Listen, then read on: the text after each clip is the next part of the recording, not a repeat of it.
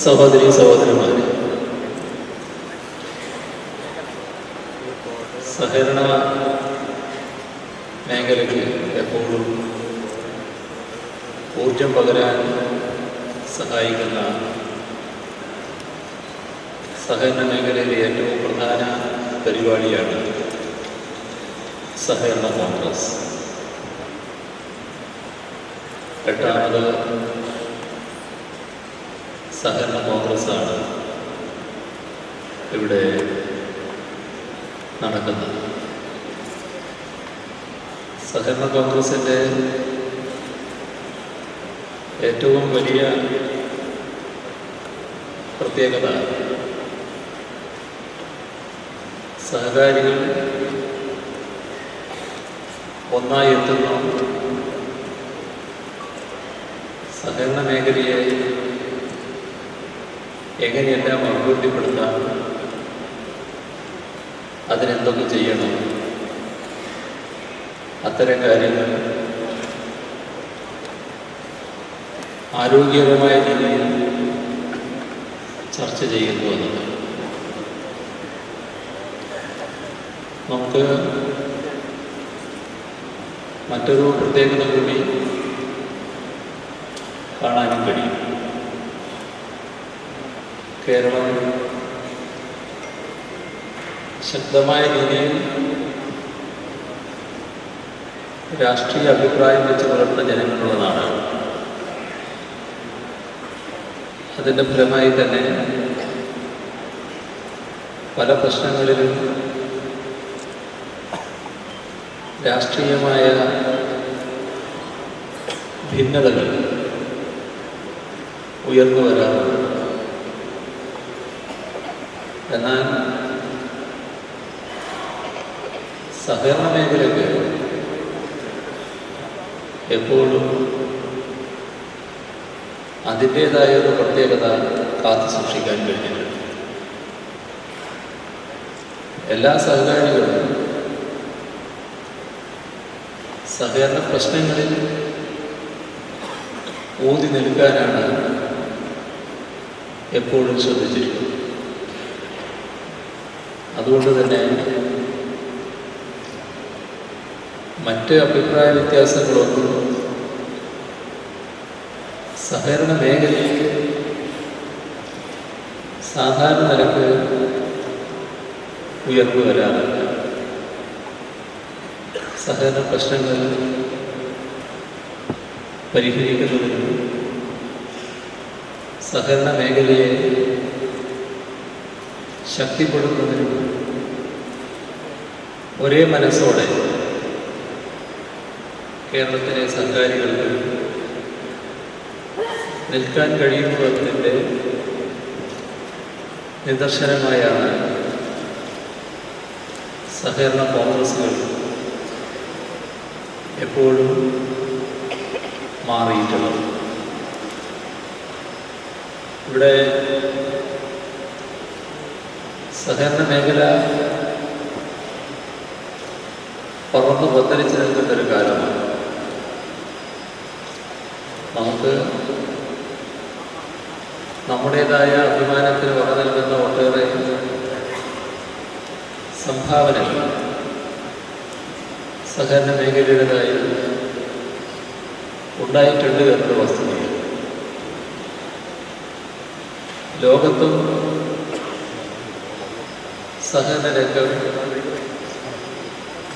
കരുത്തുറ്റൊരു മേഖലയായി തന്നെയാണ് പ്രവർത്തിക്കുന്നത്.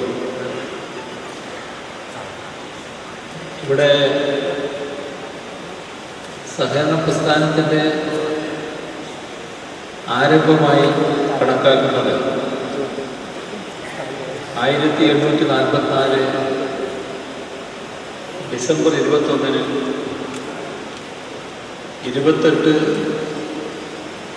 നെയ്ത്ത് തൊഴിലാളികൾ ചേർന്ന് മാഞ്ചസ്റ്ററിൽ, ഇംഗ്ലണ്ടിലെ മാഞ്ചസ്റ്ററിൽ തുടക്കമിട്ട സഹകരണ കൺസ്യൂമേഴ്സ് ട്രസ്റ്റ്. അവിടുന്നാണ് പല ശാഖകളുള്ള ഇന്ന് ലോകത്ത് പറന്നു പന്തലിച്ച് നിൽക്കുന്ന സഹകരണ പ്രസ്ഥാനം വളർന്നു വന്നു. ഇപ്പോൾ സഹകരണ മേഖല നോക്കിയാൽ നമ്മുടെ പ്രാദേശികമായി പ്രവർത്തിക്കുന്നുണ്ട്, സംസ്ഥാന അടിസ്ഥാനത്തിൽ പ്രവർത്തിക്കുന്നുണ്ട്, ദേശീയ അടിസ്ഥാനത്തിൽ പ്രവർത്തിക്കുന്നുണ്ട്, അന്തർദേശീയ തലത്തിൽ ഇതിനൊരു സംഘടനാ രൂപമുണ്ട്. അന്തർദേശീയ തലത്തിൽ ഇന്റർനാഷണൽ കോഓപ്പറേറ്റീവ് അലയൻസാണ്. ദേശീയ തലത്തിൽ നാഷണൽ കോഓപ്പറേറ്റീവ് യൂണിയൻ ഓഫ് ഇന്ത്യയാണ്. സംസ്ഥാന തലത്തിൽ സ്റ്റേറ്റ് കോഓപ്പറേറ്റീവ് യൂണിയനാണ്. നമുക്കെല്ലാം അറിയാവുന്നതുപോലെ താഴെ തലത്തിൽ സർക്കിൾ കോഓപ്പറേറ്റീവ് യൂണിയൻ പ്രവർത്തിക്കുന്നു. ഇത് സഹകരണ മേഖലക്കാകെ ഒന്നായി നിൽക്കാൻ കഴിയുന്ന ഒരു മേഖലയാണ്. എല്ലാ സഹകരണ സ്ഥാപനങ്ങളും സ്വാഭാവികമായും ഇതിൻ്റെ ഭാഗമായി മാറുകയാണ്. 1992 ഐക്യരാഷ്ട്രസഭ സഹകരണ ദിനം ആചരിക്കാൻ തീരുമാനിച്ചു. ജൂലൈ മാസത്തിലെ ആദ്യ ശനിയാഴ്ചയാണ് അന്തർദേശീയ സഹകരണ ദിനമായി ആചരിക്കുന്നത്. ലോകത്ത് പ്രസിദ്ധീകൃതമായ കണക്കനുസരിച്ച് 13 ലക്ഷത്തോളം വായ്പാ സ്ഥാപനങ്ങൾ സഹകരണ മേഖലയിൽ പ്രവർത്തിക്കുന്നുണ്ട് എന്നാണ് ലണ്ടൻ സ്കൂൾ ഓഫ് എക്കണോമിക്സ് കണ്ടെത്തിയ കണക്കാണ്. നമ്മുടെ രാജ്യത്ത് 6 ലക്ഷം സഹകരണ സംഘങ്ങളാണ് പ്രവർത്തിക്കുന്നത്. ഇതിൽ 20% വായ്പാ സഹകരണ സംഘങ്ങളാണ്. നമ്മുടെ രാജ്യത്ത് ധാരാളം പേർക്ക് തൊഴിൽ നൽകുന്ന മേഖല കൂടിയാണ് സഹകരണ മേഖല.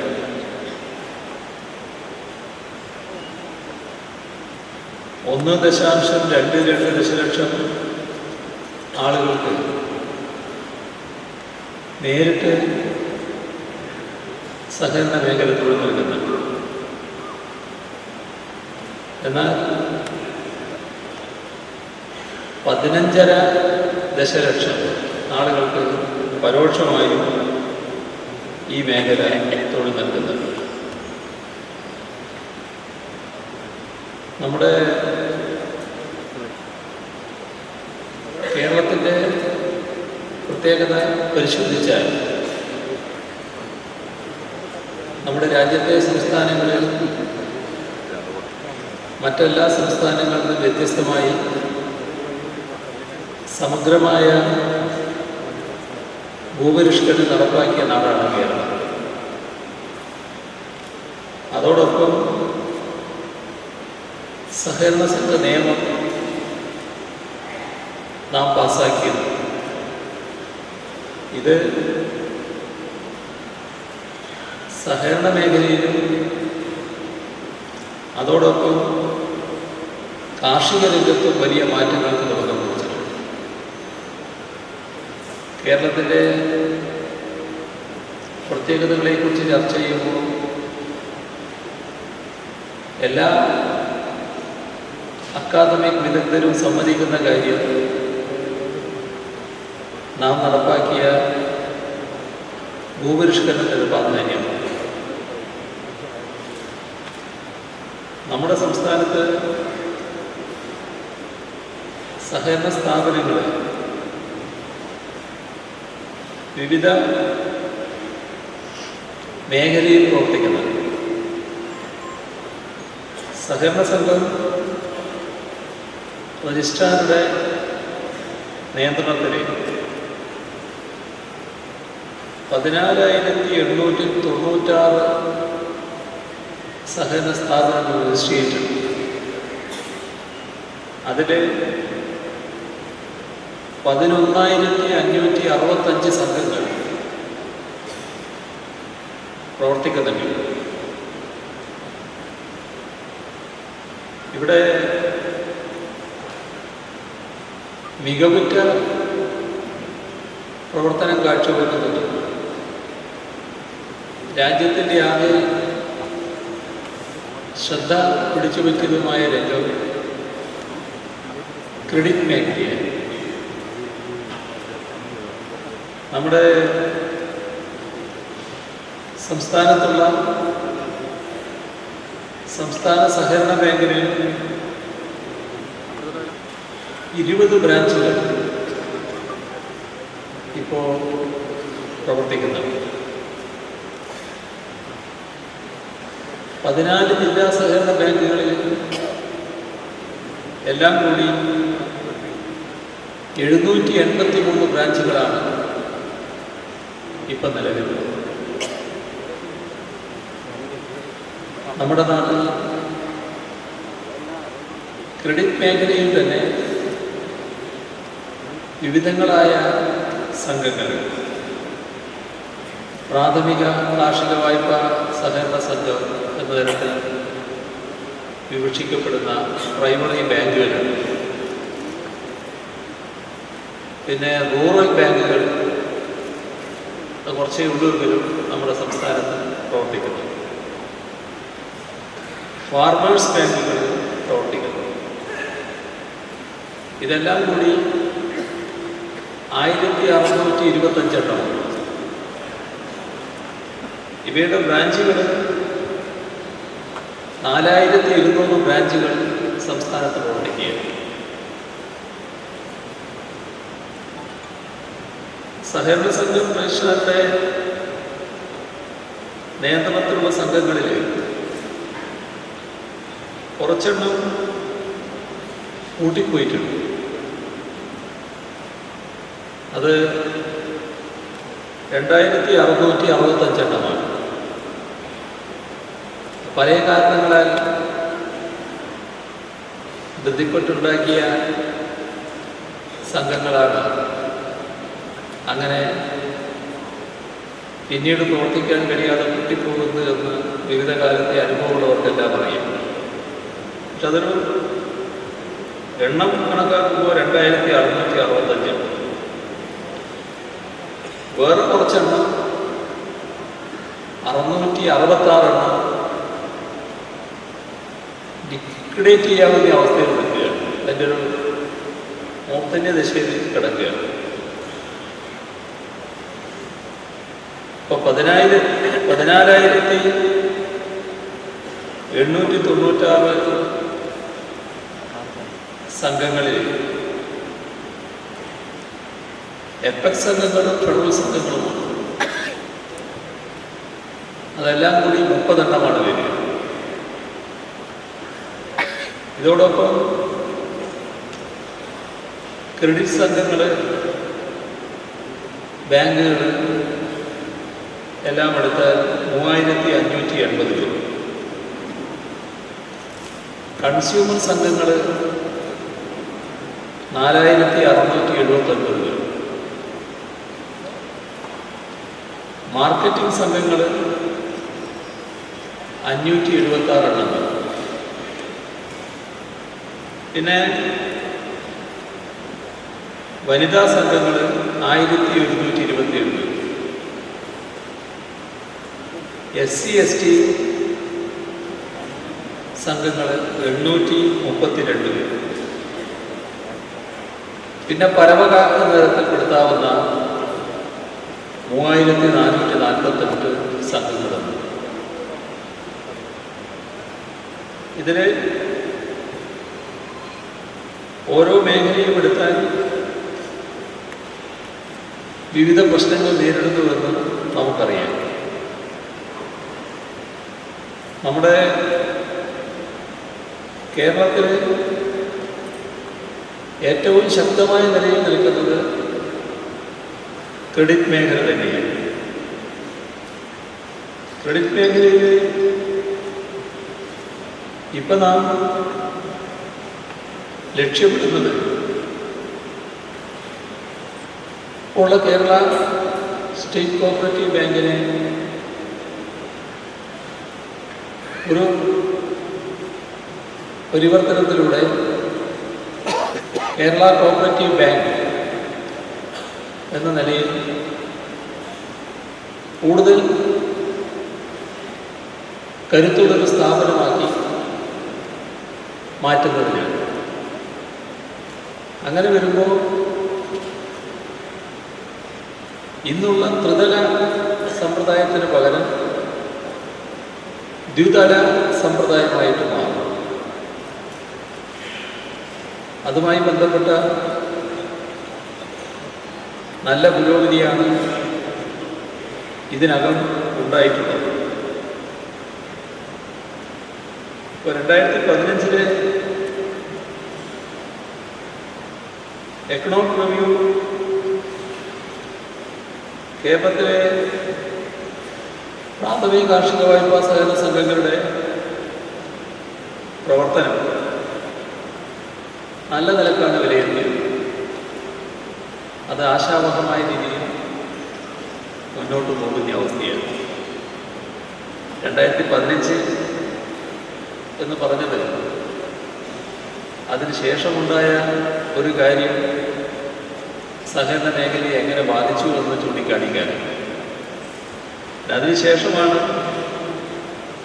നമ്മുടെ നോട്ട് നിരോധനം വന്നത്. നോട്ട് നിരോധനം സഹകരണ മേഖലയിൽ ഉണ്ടാക്കിയ പ്രയാസം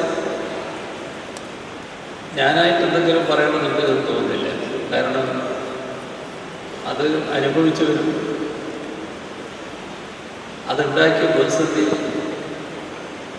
മറികടക്കുന്നതിന് നേതൃത്വം കൊടുത്തവരുമാണ് ഇവിടെ പങ്കെടുത്തവരിൽ മഹാഭൂരിഭാഗം. അപ്പം അതുകൊണ്ട് അതെത്ര കണ്ട് പ്രതികൂലമായി എന്ന്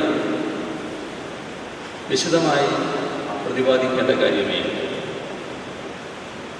പക്ഷേ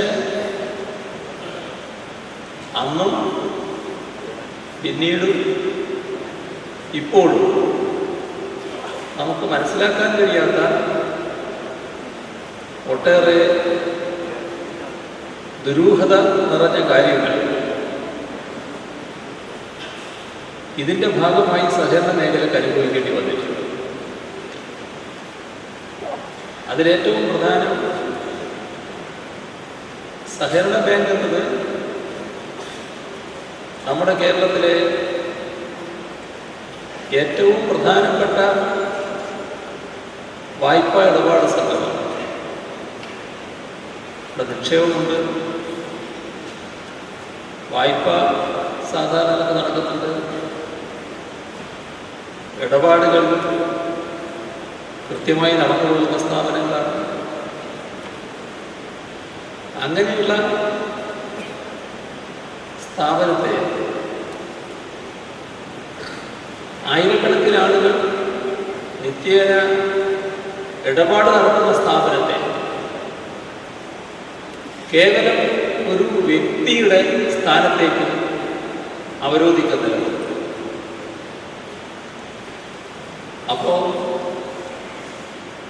ശ്വാസം മുട്ടിപ്പോകുകയല്ലാതെ മുന്നോട്ടെങ്ങനെ പോകുമെന്ന് തിരിച്ചറിയാൻ കഴിയാത്തൊരവസ്ഥ നമ്മുടെ ക്രെഡിറ്റ് സംഘങ്ങൾക്ക് ആകെപ്പെട്ടിട്ടുണ്ട്. സഹകരണ മേഖലയുടെ വിശ്വാസത്തെ സഹകരണ സ്ഥാപനങ്ങളിൽ നിക്ഷേപിച്ച പണത്തേക്കാളെല്ലാം വലുതാണ് സഹകരണ മേഖലയിൽ അർപ്പിച്ചിട്ടുള്ള വിശ്വാസ്യത എന്ന മൂലത്തിൽ ആ വിശ്വാസ്യത തകർക്കാനുള്ള ശ്രമമാണ് യഥാർത്ഥത്തിലുണ്ടായത്. അങ്ങനെ വന്ന സഹകരണ മേഖലയുടെ നിക്ഷേപങ്ങളാകെ ചോർന്നു പോകും എന്ന് സാധാരണഗതിയിൽ ആർക്കും മനസ്സിലാക്കാൻ കഴിയുന്ന കാര്യം. നമ്മുടെ നാട്ടിൽ വലിയ പ്രതിസന്ധി ഇതിൻ്റെ ഭാഗമായി സംഭവിച്ചു. അതിന് മറ്റ് വിശദാംശങ്ങളിലേക്ക് ഞാനിപ്പോൾ പോകുന്നില്ല. ഇത് വന്നപ്പോൾ കേരളത്തിൽ 558 സഹകരണ സ്ഥാപനങ്ങൾ നഷ്ടത്തിലായി.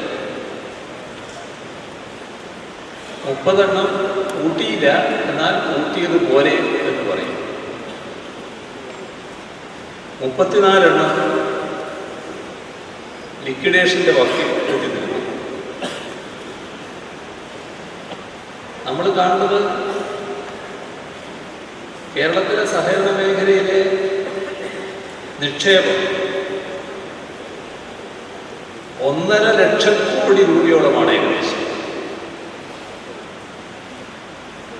1.5 ലക്ഷം കോടിയോളം രൂപയുള്ള ഒരു നിക്ഷേപം നിലനിൽക്കുന്ന മേഖലയാണ് വലിയ തോതിൽ പുറകോട്ടടിപ്പിക്കാനും തകർക്കാനുമുള്ള ശ്രമമുണ്ടായി. എന്നാൽ ഇക്കാര്യത്തിൽ സഹകാരികൾക്കും സഹകരണ മേഖലക്കും ഒന്നിച്ചു നിൽക്കാൻ കഴിഞ്ഞു എന്ന പ്രത്യേകത തന്നെയാണ്. ഒരു പ്രത്യേകത ഉണ്ടായത് സാധാരണ എല്ലാ കാര്യത്തിലും ഒരു തരത്തിലുള്ള വ്യത്യസ്തതയും ഇല്ലാതെ ഒന്നിച്ചു നിൽക്കാറുണ്ട്. ഇവിടെയും അങ്ങനെ തന്നെ അവകാശപ്പെടാൻ കഴിയുന്ന നിലയാണ്. എന്നാൽ ദുർബലമായ തോതിലുള്ള ചില വ്യത്യസ്ത സ്വരങ്ങൾ ആ ഘട്ടത്തിൽ ഉയർന്നു എന്നതും നാം കാണാതിരിക്കുന്നു. എന്തായിരുന്നു ഉദ്ദേശമെന്ന് വ്യക്തതയല്ല. കേരളത്തിലെ സഹകരണ മേഖലയെ ശരിയായ രീതിയിൽ മുന്നോട്ട് കൊണ്ടുപോവുക എന്നതായിരുന്നില്ല അത്തരക്കാരുടെ ഉദ്ദേശം എന്ന് വ്യക്തതയുണ്ട്. അത് ഇതേവരെയുള്ള സഹകരണ മേഖലയുടെ നിലപാടുകളിൽ നിന്ന് വ്യത്യസ്തമായൊരു കാര്യം. എന്നാൽ കേരളത്തിൽ മാറി മാറി ഗവൺമെൻറ്റുകൾ അധികാരത്തിൽ വരാറുണ്ട്. സഹകരണ മേഖലയിൽ വലിയ തോതിൽ ചർച്ച ചെയ്യപ്പെട്ട വിഷയങ്ങളുണ്ട്. ദേശീയ തലത്തിൽ ആഗോളവൽക്കരണ നയം നടപ്പാക്കപ്പെട്ടതിന് ശേഷം സഹകരണ മേഖലയോടുള്ള സമീപനത്തിൽ വന്നൊരു മാറ്റം. ആ മാറ്റം കൃത്യമായി കാണാൻ കഴിയും. അതേവരെ സഹകരണ മേഖലയിൽ നിയോഗിക്കുന്ന കമ്മീഷനുകളെല്ലാം സഹകരണ മേഖലയെ കൂടുതൽ ശക്തിപ്പെടുത്താനുള്ള നിർദ്ദേശങ്ങളാണ് വെക്കാറ്. എന്നാൽ പിന്നീട് കമ്മീഷനുകൾ പരിശോധിച്ചാൽ സഹകരണ മേഖലയ്ക്ക് വലിയ തോതിൽ ആഘാതമേൽപ്പിക്കുന്ന റിപ്പോർട്ടുകളാണ് വന്നിട്ടുള്ളത്. അതിൽ നമ്മൾ ഏറ്റവും അധികം ചർച്ച ചെയ്യപ്പെട്ട ഒന്നാണ് വൈദ്യനാഥൻ കമ്മീഷൻ റിപ്പോർട്ട്. ഈ റിപ്പോർട്ടിൻ്റെ കാര്യത്തിൽ നമുക്ക് വലിയ സംശയമുണ്ടായില്ല. കേരളത്തിലെ സഹകാരികൾക്ക് ഒരു സംശയമുണ്ടായി. അത് സഹകരണ മേഖലയെ തകർക്കുകയാണ് ചെയ്യാമെന്ന അഭിപ്രായത്തിൽ. കേരളത്തിലെ മാറി മാറി വന്ന ഗവൺമെന്റുകൾ സംസ്ഥാനത്ത് സ്വീകരിക്കാൻ പറ്റുന്നതല്ല ഈ ശുപാർശകൾ എന്ന നിലപാട് തന്നെ സ്വീകരിച്ചു. ഇത് സഹകരണ മേഖലയുടെ ഗുണം, സഹകരണ മേഖലയെ കൂടുതൽ എങ്ങനെ കരുത്തുറ്റതാക്കാം, ഇതിനെല്ലാം മുൻതൂക്കം കൊടുത്തുകൊണ്ട് സഹകാരികൾ പൊതുവെ സ്വീകരിക്കുന്ന നിലപാടാണ്. അതാണ് ഗവൺമെന്റിലും പ്രതിഫലിച്ചത്, ഓരോ ഗവൺമെന്റിലും പ്രതിഫലിച്ചത്. അക്കാര്യത്തിൽ ഏതെങ്കിലും തരത്തിലൊരു രാഷ്ട്രീയ നിലപാടിന്റെ ഭാഗമായി നില സ്വീകരിച്ചു പോവുകയില്ല. അതിലാണ് അതീവ ദുർബലമാണെങ്കിലും നാം കാണേണ്ട പ്രവണത എന്തുകൊണ്ട് പരാമർശിച്ചു പോകുന്നത്. ഈ കഴിഞ്ഞ ഈ പ്രതിസന്ധി ഘട്ടത്തിൽ ഈ അതീവ ദുർബലമായ ചില ശബ്ദങ്ങൾ ഇതിൽ നിന്ന് വ്യത്യസ്തമായി ഉയർന്നു. ഇപ്പോ നിക്ഷേപത്തെക്കുറിച്ച് പറയുമ്പോൾ നമ്മുടെ സംസ്ഥാനത്ത് സഹകരണ മേഖല ഒരു നിക്ഷേപ സമാഹരണ യജ്ഞം നടത്തുകയാണ്. 38ാമത് നിക്ഷേപ സമാഹരണ യജ്ഞമാണ് നടത്തുന്നത്. അത് മാർച്ച് 31 വരെ അതിൻ്റെ കാലാവധി ഇപ്പോൾ നീട്ടിയിട്ടുണ്ട്. ഫെബ്രുവരി 9 വരെയായിരുന്നു നേരത്തെ കണ്ടിരുന്നത്. അത് മാർച്ച് 31 വരെ ആ കാലാവധി നീട്ടിയിട്ടുണ്ട്. 5000 കോടി രൂപയാണ് ലക്ഷ്യമിട്ടിട്ടുള്ളത്. നമ്മുടെ കേരളത്തിൽ എപ്പോഴും ലക്ഷ്യമിട്ട തോതിലുള്ള തുക സമാഹരിക്കാൻ കഴിയാറുണ്ട് എന്നത് പ്രത്യേകത തന്നെയാണ്. നമ്മുടെ സഹകരണ മേഖല ജനങ്ങളുടെ സ്വന്തമായ ഒരു മേഖലയാണ്. ബാങ്ക് എന്ന പേരുണ്ടെങ്കിലും ഇടപാടുകാരെ ചൂഷണം ചെയ്യുക എന്നൊരു സമീപനം സഹകരണ ബാങ്കിനില്ല. ഇത് പറയാനിടയായത് ഇപ്പം നമ്മുടെ രാജ്യത്തെ ഏറ്റവും പ്രധാനപ്പെട്ട bank state bank of India ആണ്. അത് ദേശസാൽകൃത ബാങ്ക്. സാധാരണ നിരക്ക്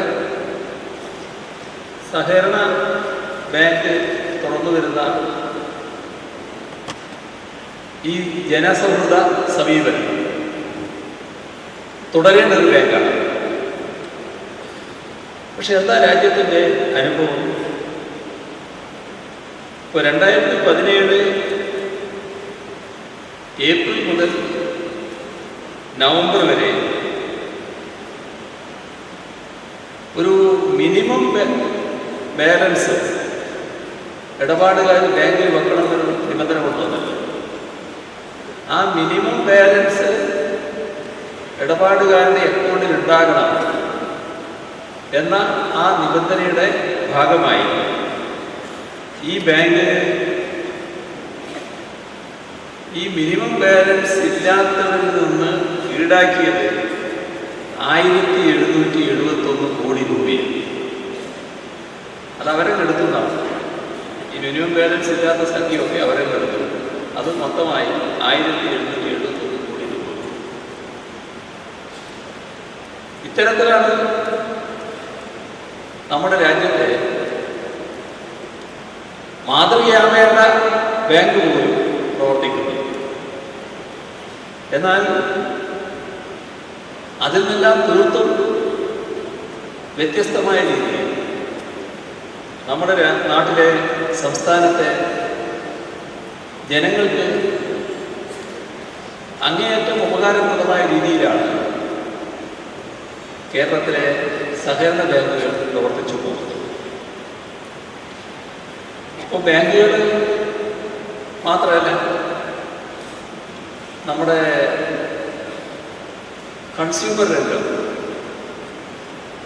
നമ്മുടെ സംസ്ഥാനത്തിന് ഉള്ള ഏറ്റവും വലിയ പ്രത്യേകത നമ്മളൊരു വലിയ ഉപഭോക്തൃ സംസ്ഥാനമാണെന്നുള്ളതാണ്.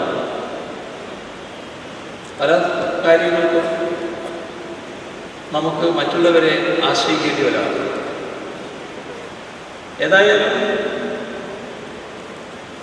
ഉപഭോക്തൃ രംഗത്ത് സഹകരണ മേഖല കൂടുതൽ ശ്രദ്ധേയമായ രീതിയിൽ മാറിയിട്ടുണ്ട്. ഇപ്പോൾ കൺസ്യൂമർ ഫെഡും ഓരോ ജില്ലയിലും മൊത്ത വ്യാപാര സ്റ്റോറുകളും താഴെ തലത്തിൽ പ്രാഥമിക കൺസ്യൂമർ സംഘങ്ങൾ, ഇതാണ് ഇതിൻ്റെ ഒരു ഘടന.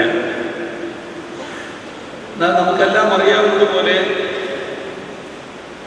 ഇവയുടെ പ്രവർത്തനം മൊത്തമായി പറഞ്ഞാൽ നല്ല രീതിയിലല്ല മുന്നോട്ട് പോകുന്നത്.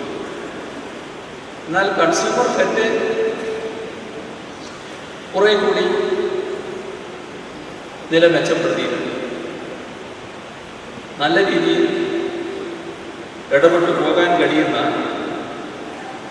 അവസ്ഥയിൽ കൺസ്യൂമർ ഫെഡ് എത്തിയിട്ടുണ്ട്. കൂടുതൽ ഉത്തരവാദിത്വം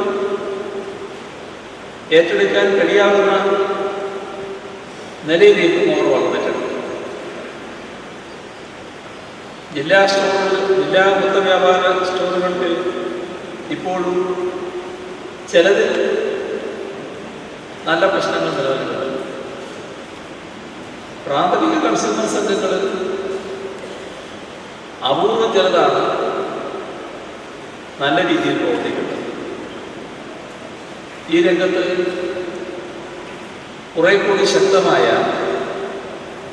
ഇടപെടൽ ആവശ്യമാണ്. ഇതിൽ ജനങ്ങൾക്ക് നേരിട്ട് സഹായം നൽകാൻ കഴിയുന്ന മേഖല എന്നതുകൊണ്ട് കൂടുതൽ ശ്രദ്ധിക്കാൻ കഴിയുന്ന സമീപനം നമ്മുടെ ഭാഗത്തുണ്ടാകേണ്ടതാണ്. ഇതോടൊപ്പം പട്ടികജാതി പട്ടികവർഗ വിഭാഗത്തിൽപ്പെട്ട സംഘങ്ങൾ, പട്ടികജാതി പട്ടികവർഗ വിഭാഗത്തിൽപ്പെട്ടവരുടെ സാമൂഹ്യമായ പിന്നോക്കാവസ്ഥയും അതോടൊപ്പം നിലനിൽക്കുന്ന സാമ്പത്തികമായ പിന്നോക്കാവസ്ഥയും ഈ നില പരിഗണിച്ചുകൊണ്ട് നല്ല രീതിയിൽ ആ രംഗത്തെ അഭിവൃദ്ധിപ്പെടുത്താൻ, സാമ്പത്തിക മേഖല കൂടുതൽ അഭിവൃദ്ധിപ്പെടുത്താൻ ആരംഭിച്ചതാണ് Kerala state federation of SC/ST cooperative. ആ സംഘത്തിൻ്റെ സംസ്ഥാന തലത്തിലുള്ള പ്രവർത്തനം നല്ല നിലക്ക് തന്നെ നടന്നു വരുന്നു. എന്നാൽ താഴെ തലത്തിൽ പട്ടികജാതി സഹകരണ സംഘങ്ങൾ 752 പട്ടികവർഗ സഹകരണ സംഘങ്ങൾ 129 ഈ സംഘങ്ങളുടെ ആകെ പ്രവർത്തനം തൃപ്തികരമാണ് എന്ന് പറയാൻ പറ്റില്ല. ഏറ്റവും പ്രശ്നം അവരുടെ പ്രവർത്തനത്തിനാവശ്യമായ മൂലധനത്തിൻ്റെ പ്രശ്നം തന്നെയാണ്. ഇപ്പോൾ മൊത്തമായി എടുത്താൽ 54 സംഘങ്ങളാണ് തൃപ്തികരമായി പ്രവർത്തിക്കുന്നത്. ബാക്കിയുള്ളത് നഷ്ടത്തിലാണെന്ന് മാത്രമല്ല, കാര്യക്ഷമതയോടെയുള്ള പ്രവർത്തനം കാഴ്ചവെക്കാനും കഴിയുന്നില്ല. ആവശ്യത്തിന് ഫണ്ടും മൂലധനവും ഇല്ല എന്ന പ്രത്യേകതയുണ്ട്.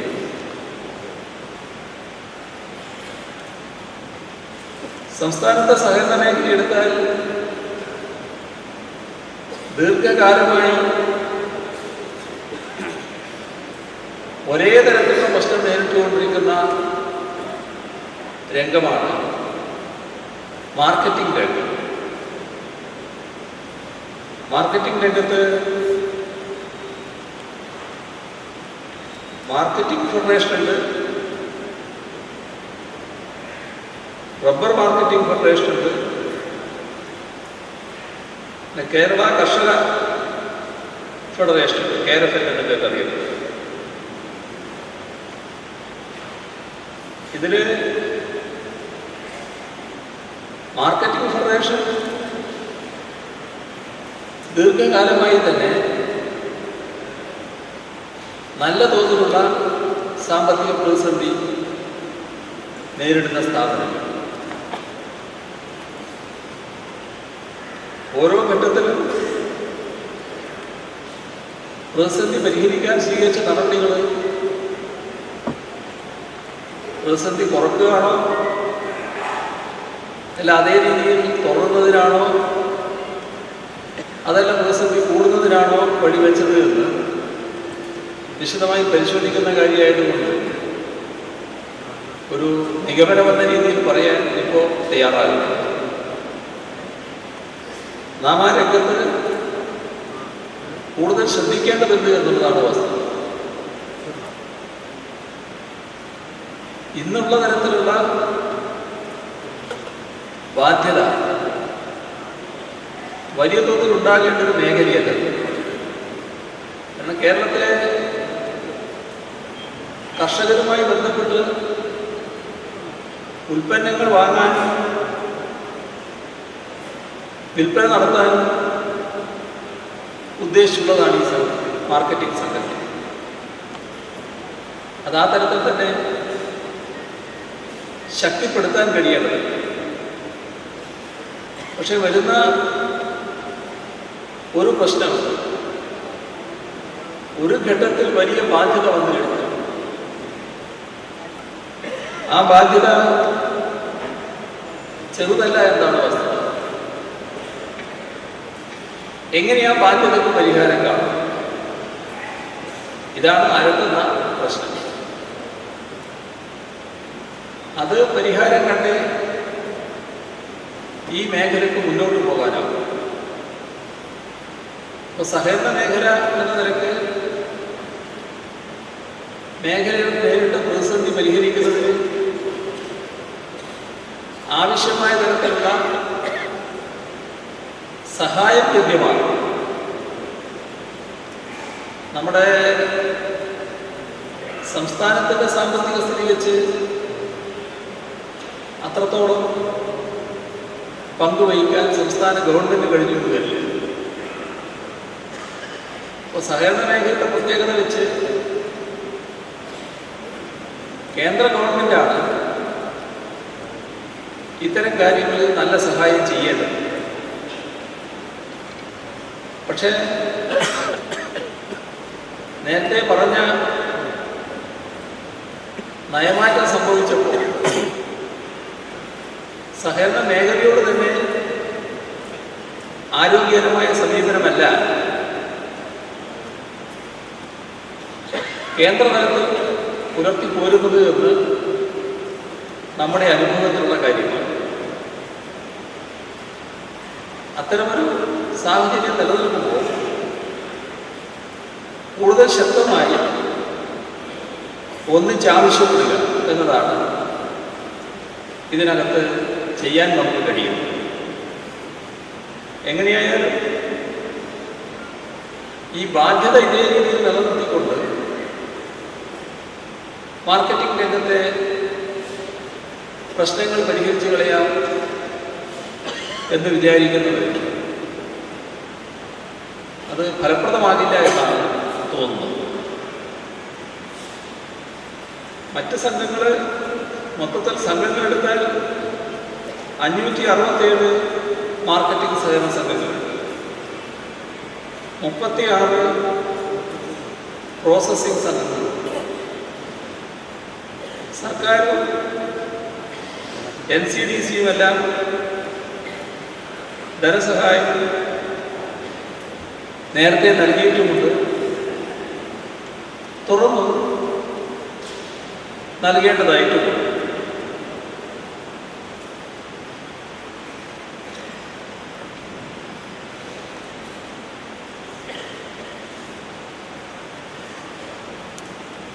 മറ്റൊരു പ്രധാന മേഖലയാണ് പാലുൽപാദന മേഖല. അതിൽ ക്ഷീര സഹകരണ സംഘങ്ങൾ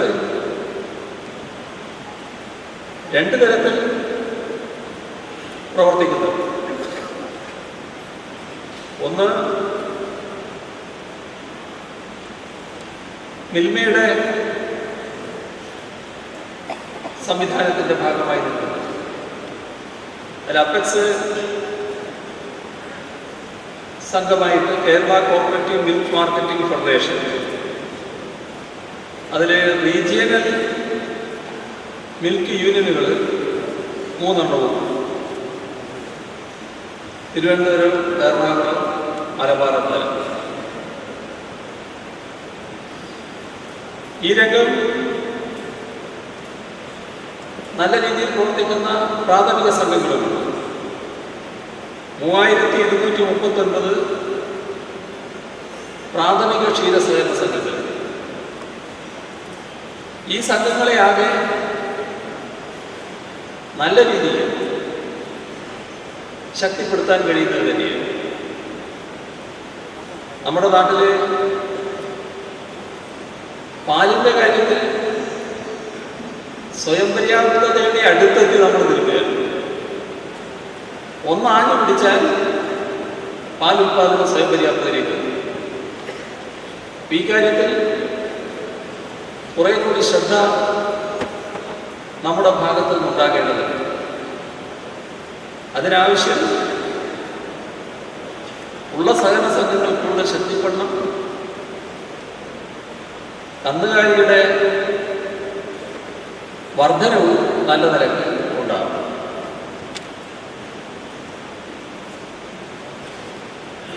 കൈത്തറി സഹകരണ സംഘങ്ങൾ ഇപ്പോൾ ഹാൻഡെക്സ് ആണ് അപ്പെക്സ് സ്ഥാപനം എന്ന നിലക്കുള്ളത്.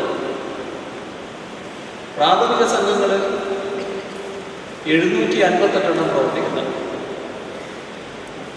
ഈ സംഘങ്ങൾ വലിയ പ്രതിസന്ധി നേരിടുന്ന സംഘങ്ങളാണ് എന്നാണ് വസ്തുത. ഈ പ്രതിസന്ധി പരിഹരിക്കുന്നത് ഉദ്ദേശിച്ചുകൊണ്ടാണ് സർക്കാർ ഒരു പദ്ധതി തയ്യാറാക്കി.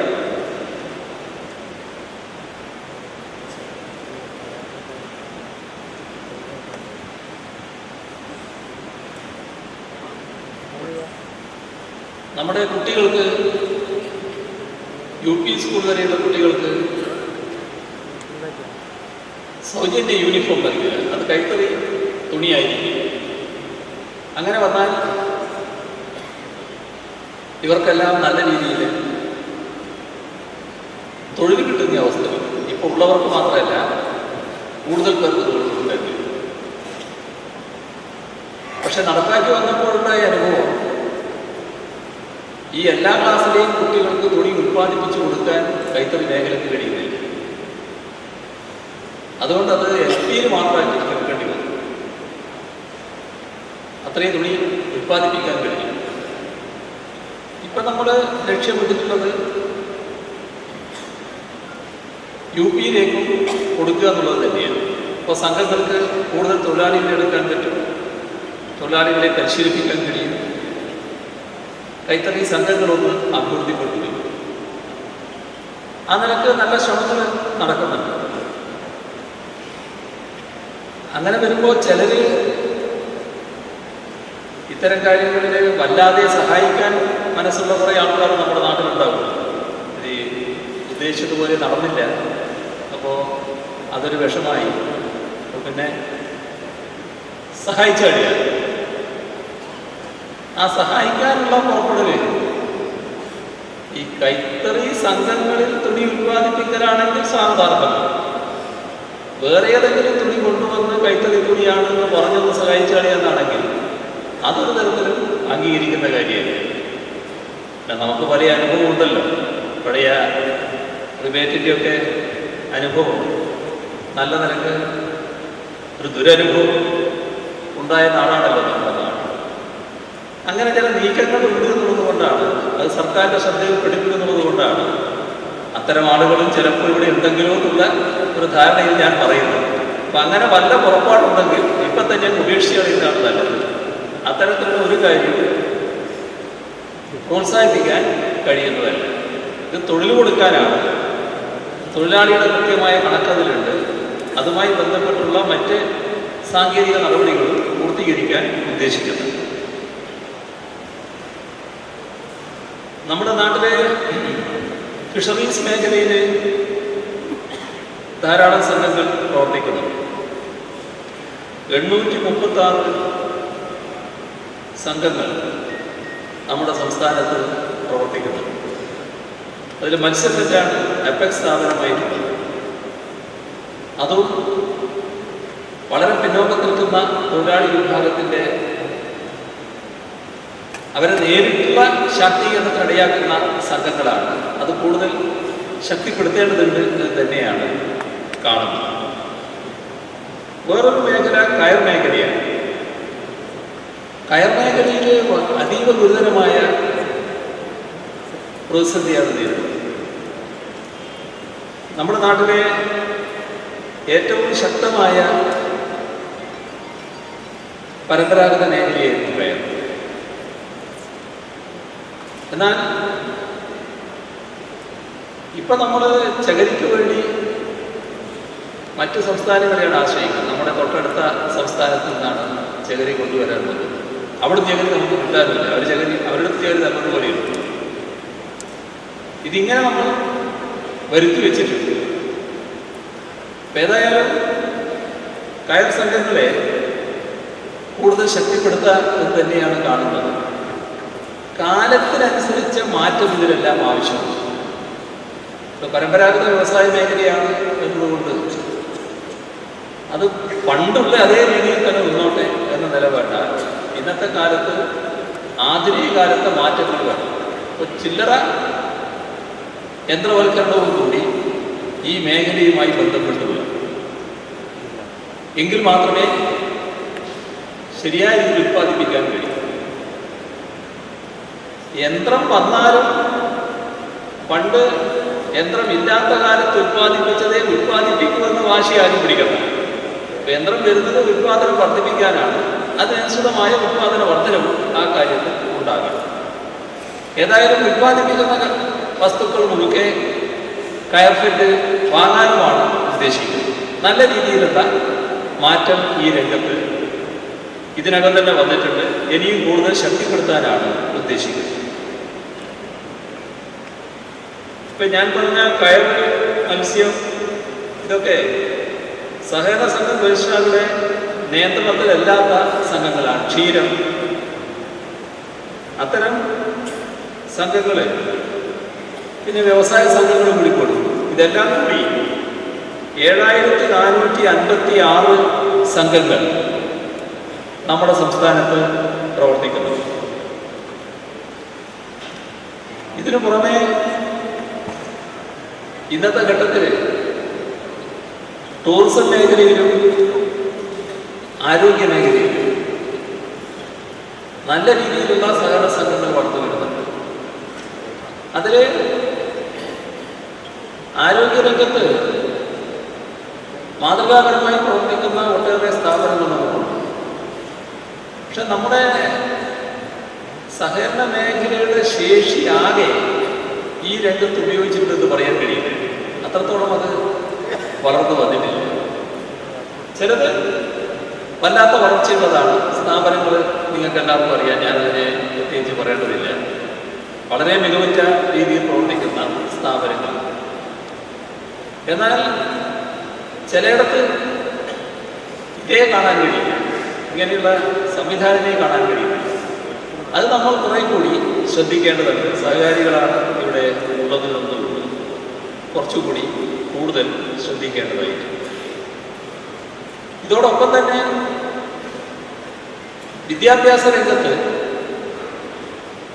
ചെറിയ തോതിലുള്ള ഇടപെടൽ വന്നിട്ടുണ്ട്. വ്യാപകമായി എന്ന് പറയാൻ കഴിയില്ല. സഹകരണ വകുപ്പിന്റെ ഭാഗമായിട്ടുള്ള ഇടപെടൽ കേൾക്കുന്ന തരത്തിൽ നമ്മൾ നേരത്തെ നടത്തിയിരുന്നു. അത് ഒരു ഭാഗത്ത് നല്ല നിലക്ക് നടക്കുന്നുണ്ട്. സഹകരണ സ്ഥാപനങ്ങൾ എന്ന നിലക്ക് നടക്കുന്ന വിദ്യാഭ്യാസ സ്ഥാപനങ്ങൾ അത് ചുരുങ്ങിയ തോതിലേ വന്നിട്ടുണ്ട്. യഥാർത്ഥത്തിൽ അവിടെയും നല്ലതുപോലെ നമുക്ക് നമ്മുടെ ശേഷി ഉപയോഗിക്കാൻ കഴിയേണ്ടതാണ്. അത് ഒന്നുകൂടി നാം ശ്രദ്ധിക്കേണ്ടതുണ്ട്. ഇന്നത്തെ കാലത്ത് നല്ല നിലക്ക് ഇടപെടാവുന്ന ഒരു മേഖലയാണ് സഹകരണ മേഖല എന്ന നിലക്ക്. അതിന് പ്രത്യേക പരിരക്ഷയും പ്രത്യേകമായിട്ടുള്ള സമീപനം സർക്കാരിൽ ഉണ്ടാവുകയും ചെയ്യും. പിന്നീടുള്ള ഒരു മേഖല നമ്മുടെ ലേബർ കോൺട്രാക്ട് സഹകരണ സംഘങ്ങളുടെ മേഖലയാണ്. അതിൽ വേണ്ടത്ര സംഘങ്ങൾ വന്നു എന്ന് പറയാൻ കഴിയില്ല. ഇതിപ്പോൾ ലേബർ കോൺട്രാക്ട് സഹകരണ സംഘങ്ങൾ പറയുമ്പോൾ നമ്മുടെ നാട്ടിൽ ദേശീയ തലത്തിൽ തന്നെ ശ്രദ്ധിക്കപ്പെടുന്ന ഊരാളുങ്കൽ ലേബർ കോൺട്രാക്ട് സൊസൈറ്റിയാണ്. അത് നല്ല രീതിയിൽ ഉയർന്നു വന്ന ഒരു സൊസൈറ്റിയാണ്. എന്തുകൊണ്ടാണ് നല്ല രീതിയിൽ ഉയർന്നു വന്നത്? അത് നല്ല രീതിയിൽ പ്രവർത്തിച്ചത് കൊണ്ടാണ്. ലേബർ കോൺട്രാക്ട് സൊസൈറ്റികൾ പലതും തകർന്നു പോകുന്നതിനിടയാക്കിയിട്ടുള്ള ദൂഷ്യവശങ്ങൾ ബാധിക്കാത്തത് കൊണ്ടാണ് അവർക്ക് കൂടുതൽ ശക്തിപ്പെട്ട് മുന്നോട്ട് വരാൻ കഴിയും. ഇവിടെ ഒട്ടേറെ അനുഭവങ്ങൾ നമ്മുടെ മുന്നിലുണ്ട്. ലേബർ കോൺട്രാക്ട് സൊസൈറ്റി ആണെന്ന് പറഞ്ഞ് അത് രജിസ്റ്റർ ചെയ്ത് ഉള്ള സൗകര്യം ഉപയോഗിച്ച് ഏതെങ്കിലും ഒരു വർക്ക് എടുത്താൽ ആ വർക്ക് അവർ നടത്താതെ പിന്നെ മറിച്ചു കൊടുക്കുക, ഒരു സ്വകാര്യ വ്യക്തിക്ക് കൊടുക്കുക, അവരിലും ചെറിയൊരു പൈസ വാങ്ങും. അതോടെ അവരെ പ്രവർത്തിക്കും. ഇത് ഇപ്പോഴല്ല, നേരത്തെ മുതൽക്കേ തുറന്നു വന്ന ചില കാര്യങ്ങളാണ്. അങ്ങനെയുള്ളവർക്ക് പിന്നെ വളർച്ചയില്ല. കുറച്ചു കാലം നിൽക്കും, പിന്നെ അത് അസ്തമിച്ചു. സ്വന്തമായി പ്രവർത്തിച്ച് മുന്നേറുകയാണ് വേണ്ടത്. അതിന് നല്ല ഒരു മേഖല ഇപ്പോഴും ഉണ്ട് എന്നത് നാം കാണും. ഓരോ പ്രദേശത്തും നല്ല നിലക്ക് തന്നെ അത് നമുക്ക് വർദ്ധിപ്പിക്കാവുന്നതാണ്. സംസ്ഥാനത്ത് പ്രയാസങ്ങളൊക്കെ ഉണ്ടെങ്കിലും ഇപ്പോൾ റെപ്കോ, റെയ്ഡ്കോ അങ്ങനെയെല്ലാമുള്ള സ്ഥാപനങ്ങൾ എടുത്താൽ നല്ല നിലക്ക് ആ സ്ഥാപനങ്ങൾ പ്രവർത്തിച്ചു പോകുന്നുണ്ട്. സാമ്പത്തിക പ്രയാസങ്ങളുണ്ട്. സാമ്പത്തിക പ്രയാസങ്ങൾ എങ്ങനെ പരിഹരിക്കുമെന്നത് മൊത്തത്തിൽ ആലോചിച്ചുകൊണ്ടിരിക്കുകയാണ്. അത് പരിഹരിച്ചു പോകേണ്ടതുണ്ട് എന്ന് തന്നെയാണ് കാണുന്നത്. നമ്മുടെ സംസ്ഥാനത്ത് വരാൻ പോകുന്ന മാറ്റത്തിൻ്റെ കാര്യം ഞാൻ നേരത്തെ പറയുകയുണ്ടായി. കേരള ബാങ്ക് നല്ല രീതിയിൽ അഭിവൃദ്ധിപ്പെട്ട് കൊണ്ടുവരണം എന്ന് തന്നെയാണ് ഉദ്ദേശിക്കുന്നത്. ഇപ്പോൾ അറിയുന്നത് ചില സംസ്ഥാനങ്ങൾ ഈ കാര്യം ഗൗരവമായി പരിശോധിക്കാൻ തുടങ്ങിക്കഴിഞ്ഞു എന്നാണ്.